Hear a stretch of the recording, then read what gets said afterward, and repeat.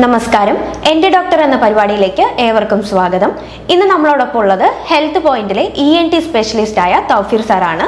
നമസ്കാരം സാർ. നമസ്കാരം. മഴക്കാലമാണ് സാർ വന്നിട്ടുള്ളത്. അപ്പോൾ ചെവി സംബന്ധമായിട്ടുള്ള ഒരുപാട് പ്രശ്നങ്ങൾ വരാനുള്ള സാധ്യത ഇപ്പോൾ കൂടുതലാണ്. അപ്പോൾ എന്തൊക്കെ രീതിക്കുള്ള പ്രശ്നങ്ങളാണ് വരാൻ സാധ്യത? അതായത് മഴക്കാലത്ത് ഉള്ളൊരു വ്യത്യാസം എന്ന് പറഞ്ഞു കഴിഞ്ഞു കഴിഞ്ഞാൽ ഈർപ്പം കൂടുതലായിരിക്കും. പിന്നെ ഇതുപോലെ വെള്ളം നമ്മുടെ ചെവിയിലേക്കൊക്കെ വരാനുള്ള സാധ്യത കൂടുതലായിരിക്കും. അപ്പോൾ ചെവിയിൽ എന്ന് പറഞ്ഞു കഴിഞ്ഞ് കഴിഞ്ഞാൽ ഒരു 2.5 സെൻറ്റിമീറ്ററോളം നീളമുള്ള ഒരു ചെറിയൊരു ഹോളാണ്. അതിൻ്റെ അറ്റത്തായിട്ട് നമ്മുടെ ചെവിയുടെ പാടയാണ് വരുന്നത്. അപ്പോൾ ആ ചെറിയൊരു ഹോളിൽ ഇത്തിരി വെള്ളം വന്നു കഴിഞ്ഞ് കഴിഞ്ഞാൽ ചിലപ്പോൾ അത് കുറേ ദിവസം ഈർപ്പമായിട്ട് ഇങ്ങനെ നിൽക്കാം. ഈർപ്പത്തിൻ്റെ പ്രശ്നം എന്താ വെച്ച് കഴിഞ്ഞാൽ ഈർപ്പുള്ള സ്ഥലങ്ങളിൽ ഫംഗസ്, ബാക്ടീരിയ അങ്ങനെയുള്ള രോഗാണുക്കൾക്ക് വളരാനുള്ള ഒരു കൾച്ചർ പോലെയാണ് ഈർപ്പമുള്ള സ്ഥലം വരുന്നത്. അപ്പം ഈ കൂടുതലായിട്ട് കണ്ടുവരുന്നത് ചെവിയിലെ ഫംഗസ് രോഗം. അത് ഈ മഴക്കാല സമയത്ത് കുറച്ച് സാധാരണ സമയത്തുള്ളതിനേക്കാളും കുറച്ച് കൂടുതലായിട്ട് വരാറുണ്ട്. പിന്നെ ഓൾറെഡി ചെവിയിൽ എന്തെങ്കിലും പ്രശ്നമുള്ള ആൾക്കാരുണ്ടാവും. ചെവിയുടെ പാടയ്ക്ക് ഹോളുള്ള ആൾക്കാരുണ്ടാവും. മുന്നേ ഒരു ഇൻഫെക്ഷൻ വന്ന് ചെവിയുടെ പാടയിൽ ഹോളായിട്ട് അങ്ങനെ ഹോളുള്ള പാടയുള്ള ആൾക്കാരുണ്ടാവും. അവരുടെ ചെവിയിൽ വെള്ളം പോയി കഴിഞ്ഞ് കഴിഞ്ഞാൽ ഈ പാടയും കടന്നിട്ട് ഉൾച്ചെവി എന്നുള്ള ആ ഒരു മിഡിൽ ഇയർ എന്ന ഭാഗത്തേക്ക് ഈ വെള്ളം വരും. അപ്പം നമ്മൾ സാധാരണ സ്കിന്ന് പോലെ അത്ര കട്ടിയുള്ള സ്കിന്നല്ല അവിടെ ഉള്ളത്. അപ്പം അങ്ങോട്ടേക്ക് ഈ വെള്ളം പോയി കഴിഞ്ഞ് കഴിഞ്ഞാൽ അവിടെ ചെറിയ പശപ്പുള്ളൊരു പഴുപ്പ് പോലെ ചെവിയുടെ പുറത്തേക്ക് പഴുപ്പ് വരും. അതാണ് രണ്ടാമത്തെ പ്രശ്നം. ചെവിയുടെ പഴുപ്പ് അങ്ങനെയും വരാം. പിന്നെ മഴക്കാലത്ത് പൊതുവേ മഴക്കാല രോഗങ്ങളെല്ലാം കൂടുതലാവുമല്ലോ. ഈ ജലദോഷം, നമ്മൾ ജലദോഷപ്പനി വരുന്നു.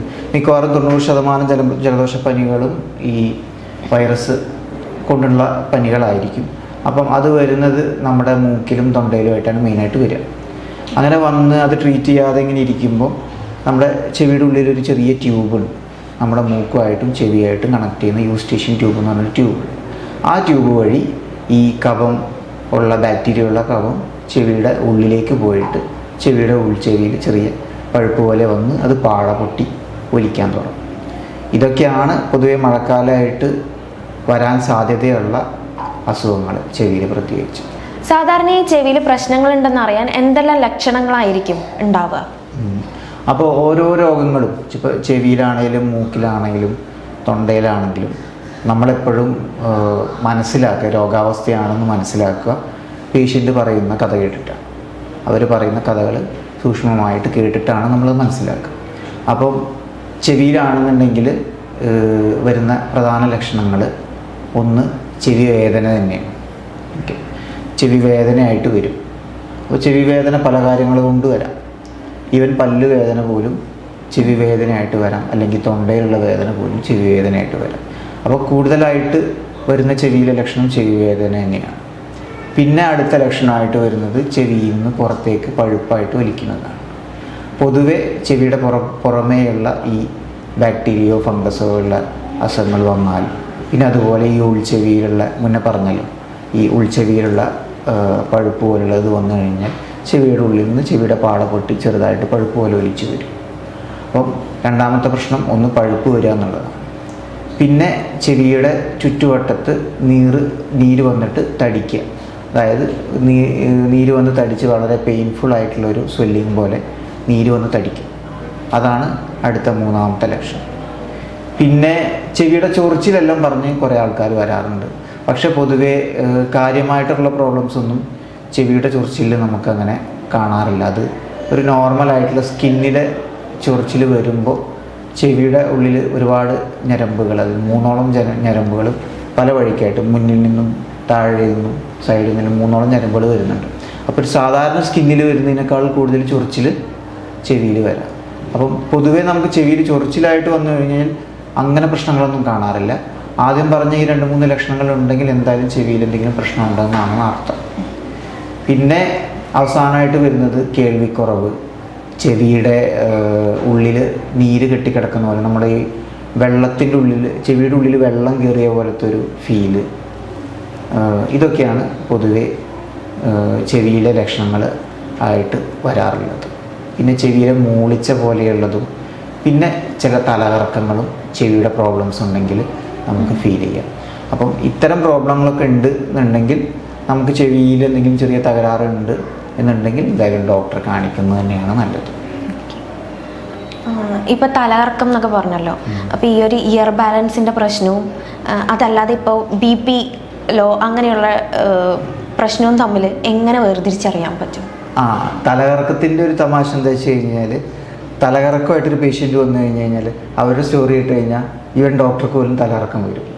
അങ്ങനെയാണ് തലകറക്കം. അതുപോലെ നമ്മൾ പറയാറുള്ളത് തലവേദനയുടെ പ്രശ്നം കേട്ട് കഴിഞ്ഞാൽ നമുക്ക് തലവേദന. അപ്പം അതുപോലെ ഒരു സങ്കീർണമായൊരു ലക്ഷണമാണ് തലകറക്കം അല്ലെങ്കിൽ തലവേദന. ഇത് രണ്ടും ഏതൊരു ലെവലിലും അപ്പം പ്രശ്നങ്ങളുണ്ടെങ്കിൽ തലകറക്കം വരാം. അപ്പോൾ നമുക്ക് ന്യൂറോളജിക്കൽ പ്രോബ്ലം, സ്ട്രോക്ക് പോലുള്ള ന്യൂറോളജിക്കൽ പ്രോബ്ലങ്ങളിൽ തലകറക്കം കാണിക്കാം. പിന്നെ ചെവിയുടെ ഉള്ളിലൊരു ബാലൻസിൻ്റെ അവയവമുണ്ട്, അതിലുണ്ടെങ്കിൽ തലകറക്കം കാണിക്കാം. പിന്നെ എല്ലാവരും തലകറക്കം എന്നുള്ളത് തലകറക്കമായിട്ട് തന്നെ പറയണമെന്നില്ല. ചിലപ്പോൾ ബാലൻസിൻ്റെ ചെറിയൊരു പ്രോബ്ലം ഉണ്ടെങ്കിലും അവർ തലകറക്കം എന്നേ പറയുള്ളൂ. അപ്പോൾ നമ്മുടെ ഷുഗർ രോഗികളിൽ പൊതുവെ ഞരമ്പുകളിലുള്ള ഒരു സെൻസേഷൻ കുറവായിരിക്കും. കാലിൻ്റെ അറ്റത്തും പൊതുവെ ഞരമ്പുകളുടെ ഹെൽത്ത് കുറച്ച് കുറവായിരിക്കും. അപ്പോൾ അവർ കാല് തട്ടുമ്പോൾ താഴെ തട്ടുന്നതിൻ്റെ സെൻസേഷൻ കുറവായിരിക്കും. അപ്പം അങ്ങനെയുള്ള ആളുകളിലും പൊതുവെ ഒരു ബാലൻസിൻ്റെ പ്രശ്നം വരാം. അപ്പോൾ ഇങ്ങനെ ഒരു 10-20ഓളം കാരണങ്ങൾ ഈ തലകറക്കം പ്രശ്നമായിട്ട് വന്നു കഴിഞ്ഞ് കഴിഞ്ഞാൽ നമുക്ക് ആലോചിക്കേണ്ടതുണ്ട്. അപ്പോൾ ഡോക്ടർ കറക്റ്റായിട്ട് ആ ഒരു പ്രശ്നത്തിൻ്റെ സ്റ്റോറി നമ്മൾ ചോദിക്കും. ഇങ്ങനെ ഓരോ ടെസ്റ്റുകളെല്ലാം ചെയ്ത് ഓരോരോ പ്രശ്നങ്ങളിലും റൂൾ ഔട്ട് ചെയ്ത് അവസാനം ഏതാണെന്ന് പറയും. ഇനി ചെവിയിലെ തലകറക്കത്തിലേക്ക് വന്നു കഴിഞ്ഞാൽ എങ്ങനെ അത് ചെവിയുടെ തലകറക്കമാണെന്ന് മനസ്സിലാക്കുക എന്നുള്ളതിനൊരു വഴിയുണ്ട്.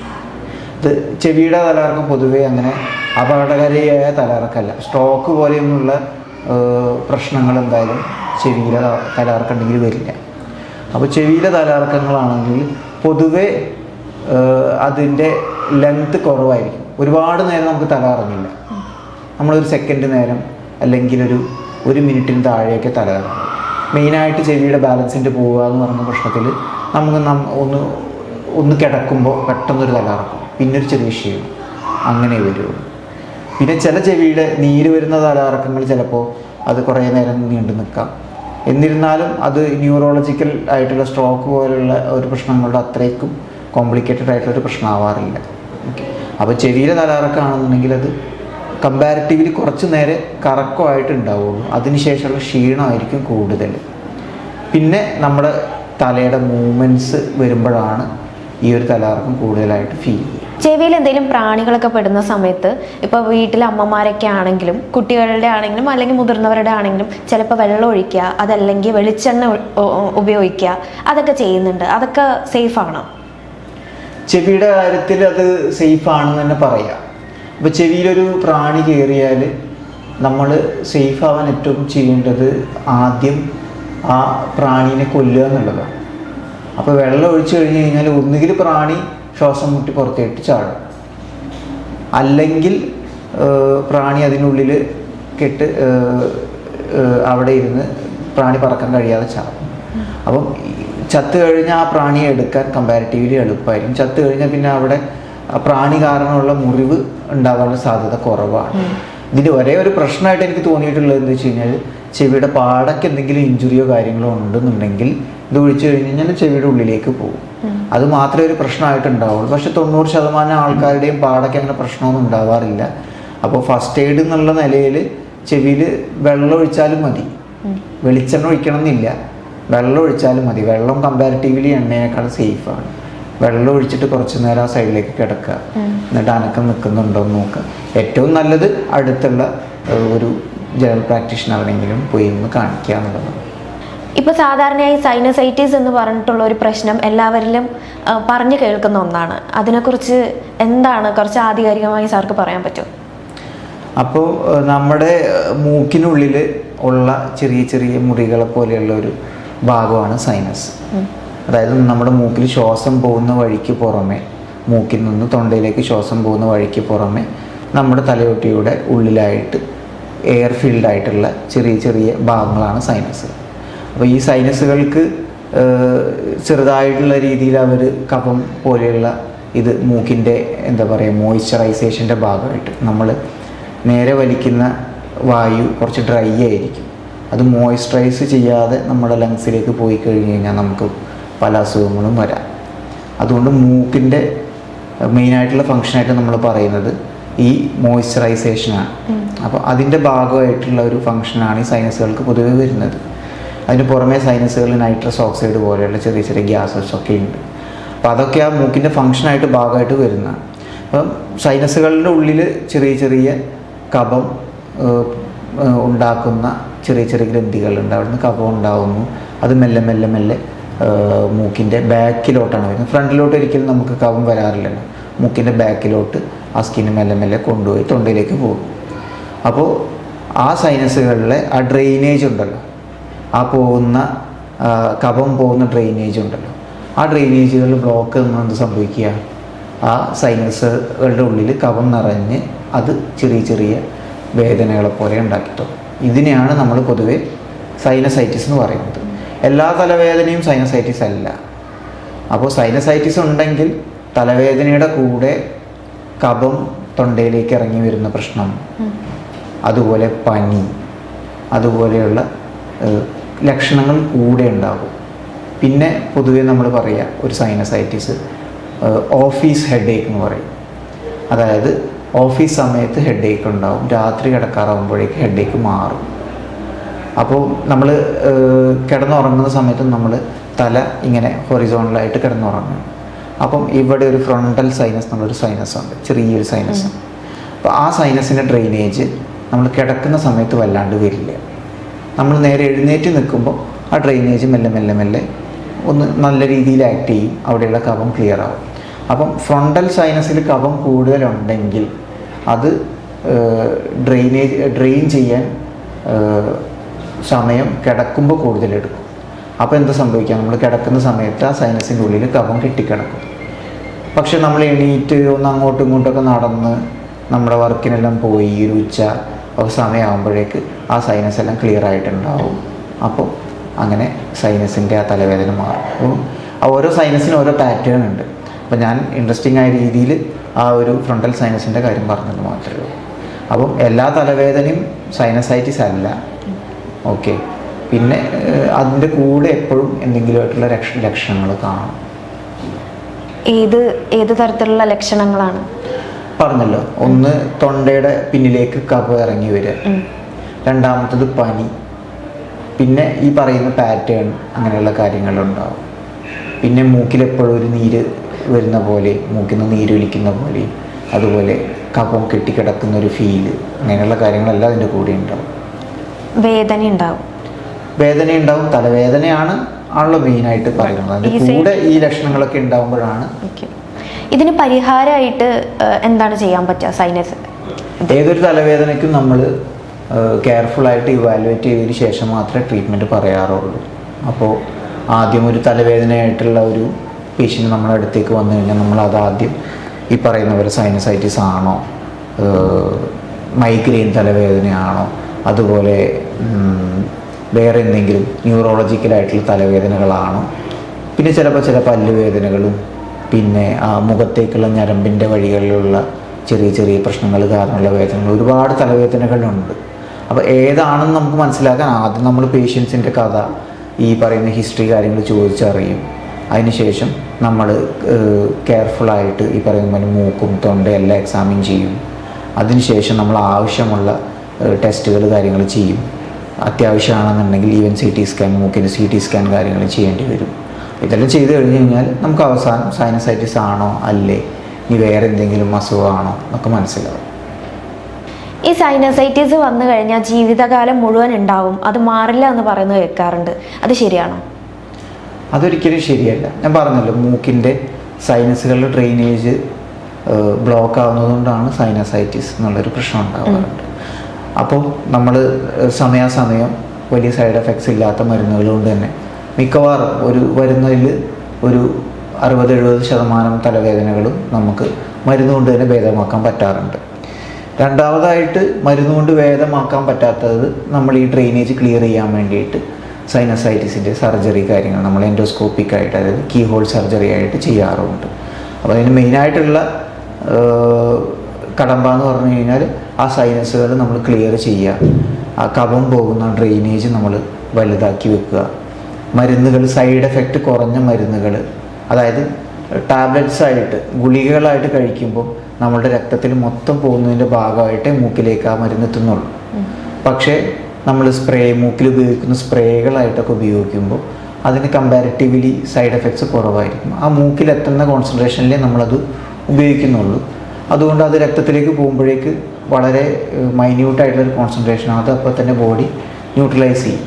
അപ്പം സൈനസൈറ്റിസിനൊരു പോം വഴിയായിട്ട് വരുന്നത് ഇത്തരം സ്പ്രേ ട്രീറ്റ്മെൻറ്റാണ്. അപ്പോൾ ഇത്തരം സ്പ്രേ ട്രീറ്റ്മെൻറ്റ് ഉപയോഗിക്കുന്നതിന് നമ്മൾ സൈനസുകളെ തുറന്നു വെക്കാൻ വേണ്ടിയിട്ടാണ് ഈ സർജറികളൊക്കെ ചെയ്യുന്നത്.